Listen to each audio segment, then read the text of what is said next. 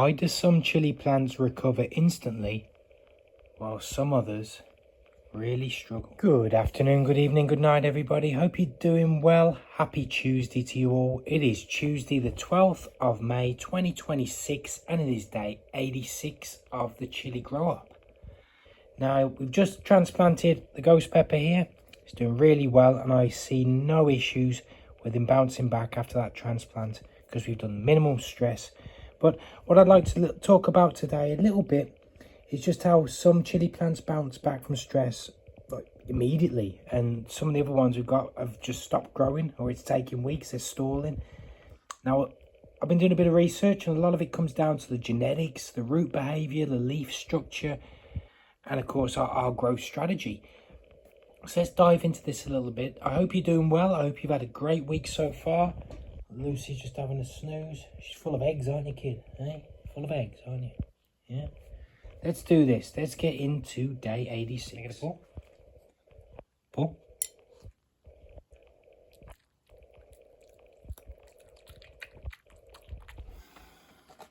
So let's get this ghost pepper into the plant pot. Let's transplant it up. We're going to put a little bit of soil in the bottom first, just to make sure it's got a bit of a base. Pat that down, but not too heavy, so it's got something to elevate it up and give it some space for the roots. Then put the cup into the plant pot, keep it in the middle, hold on to it, and then just start filling around the edges, quarter turn, and keep going and pressing down until the soil's level with the cup. All filled in, pressed around, not too tight that the roots won't go through, but not too light that they won't leave the mould in the cup. So we're going to just turn and pull, and this should just lift out. There we go.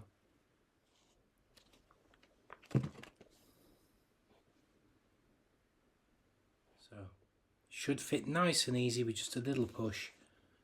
Push him in and then press down. Quick pat around, and there you have it. Nice and easy. That's the ghost pepper transplanted. Perfect.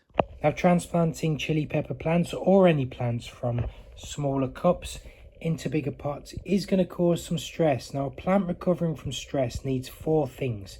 The 4 things will be to repair its roots, obviously. It needs to restore the water balance. It needs to regrow its leaves.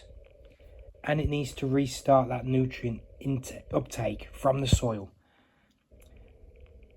Varieties with aggressive roots or thicker stems, larger carbohydrate reserves even, i.e. a faster metabolism, they're going to recover a lot faster. For example, Capsicum Annuum. Now these are 3 examples of a Capsicum Annuum. I've got our black jalapeno here. We've also got our cayenne pepper, looking lovely, due a transplant very soon, and Thai chili peppers like our large orange Thai. Now these are usually the faster growers, as you can see. They're the most forgiving, I feel, and with the transplants we've done already, I think they've been the quickest to recover after the transplants. They tolerate, that root disturbance, overwatering, which is what I've been guilty of last week, and the colder temperatures. I think UK growing the Capsicum Annuum adapts really well to these kind of temperatures. This is probably why I'm very glad that I've chose a lot of Capsicum Annuum as my first grow. Cayenne pepper last year, and then for example these 3 and other types that we've got, they succeed better. They're a lot more forgiving. The typical behaviour, droopy leaves, I found 2-3 days. They've rebounded really quickly from the underwatering and overwatering. Capsicum Annuum, I think they do really well, and they tolerate the most amount of stress and the most amount of extreme weather, i.e. in the UK. Perfect for beginner novice growers. Capsicum Annuum, like the jalapeno or black jalapeno, the cayenne, and the Thai peppers, large orange Thai. Capsicum Annuum. We've got Capsicum Chinense. Now these are usually your hots, your super hots, like habaneros or the Scotch bonnet MOAs, for example. We've also got some more super hots with the Armageddon. And this Carolina Reaper. So these are examples of Capsicum Chinense. They've evolved usually equatorial South American areas. They've evolved in hot, humid, tropical conditions. They hate cold roots. They dislike the shock and the sudden change. They grow slow to start, and they do sometimes pause after stress. Now the other Scotch bonnet that we've got that I potted too soon hasn't really budged at all. So, you know, once they're established, once they get going, they become vigorous. For example, here and here. We haven't even transplanted this one yet. Look at it.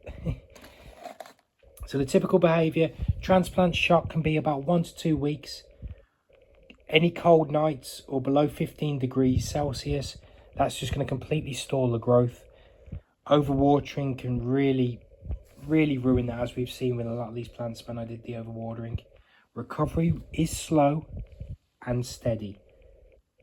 They do look unhappy. They always look, as I always say, the Capsicum Chinense sometimes look a bit sad. Very much like the Capsicum Chinense, we also have Capsicum Frutescens. Now this is a Tabasco. This is probably the only example I've got of a Capsicum Frutescens.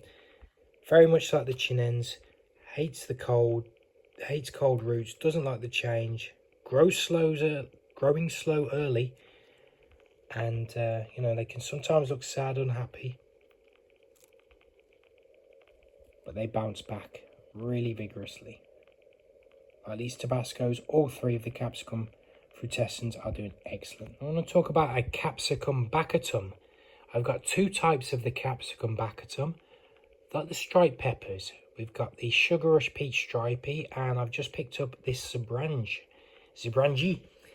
The characteristics of the Baccatums are, as you can see, they're tall, vigorous, surprisingly weather tolerant. They recover fast because they do produce a massive root system. They can handle the cold weather, fluctuating weather, and the windy conditions. They really have been fantastic plants so far. Downside is it is going to take a while for the pods to mature into its finished state, to its ripe state to pick when it's got the stripes on them. That can be up to 6 months once they've started sprouting. But as a growing plant to start with, the Capsicum Baccatum really is a front runner. So in summary, different species of chili peppers are going to handle things a lot differently, especially transplanting, weather, heat, cold, water, overwatering, underwatering, etc. Just remember with the weather responses, we don't want to go below 15 degrees because that slows the growth down. Under 10 degrees, many of the chilies will just stop growing completely. And under 7 degrees, we're going to get some real stress damage showing, and the plant's probably going to be finished. The most cold tolerant, like these, are the Baccatums, the Sugar Rush Peach Stripey and the Zebrange. The least tolerant are, of course, the Chinense, the super hots like the Armageddon and the Carolina Reaper, the habaneros. Now with heat, chili plants love heat. We know that. They produce heat. They love the heat. They thrive in the heat. We don't really want it too hot. Now the summertime last year, it did get over 30 degrees Celsius. Roots temperature above 30 degrees Celsius can really struggle. The flowers, you get what's known as a flower drop. They'll just drop, and if the flowers are dropping, they're not going to turn into the chili peppers. So too hot, no flowers, no chili. One interesting pattern that people have been posting and commenting on, which I'm interested to see if this happens. The hottest peppers are often the slowest and most dramatic reactors. Many super hots grow slowly early on. They appear fragile, weak, sad, droopy. They can stall after any stress or shock, but eventually They're the ones that become the huge productive plants once they're established. Meanwhile, Jalapeño, for example, may recover overnight and keep growing and be a real aggressive grower. It's partly because super hots have evolved. They started off and evolved in very stable tropical environments. This is why we can't have it too hot, we can't have it too cold. We've got to really balance it out and make sure these chilies are going to thrive in the conditions that we provide and that we can alter. We can't change the heat and the temperatures too much when they're outside, but things like fertilizer, watering, overwatering, transplant stress, this is all going to make a difference. As you saw with that ghost pepper transplant, I think that's the technique that's going to cause the least amount of stress. And since I've been doing that technique, all of the plants that have been transplanted have been thriving, doing absolutely fine. I've had no issues with them since. There we have it. The forest is back and complete. Everything's doing really well. I need to pop down the garden centre probably tomorrow, get some more plant pots because we've got some more transplants to do. As you can see though, some are recovering a lot slower than others and some are just thriving. Looking good. That wraps up day 86, everybody. Thank you all so much for joining us today. I hope you've had a wonderful week. I hope you're enjoying this journey. We are loving this journey. I'm becoming so much more passionate about this than I thought I would be. At first I thought, let's just drop a video. No one's going to watch it. Who cares?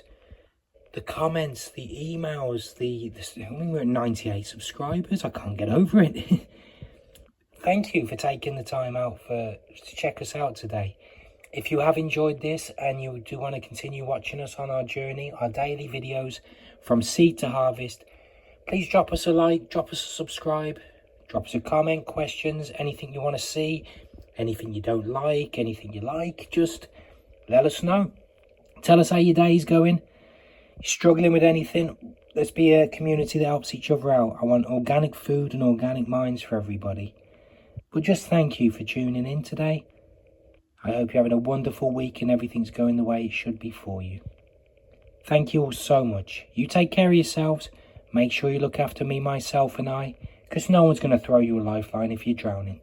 You take care and we will see you tomorrow. We'll see you Wednesday. Take care. Thank you. Bye-bye.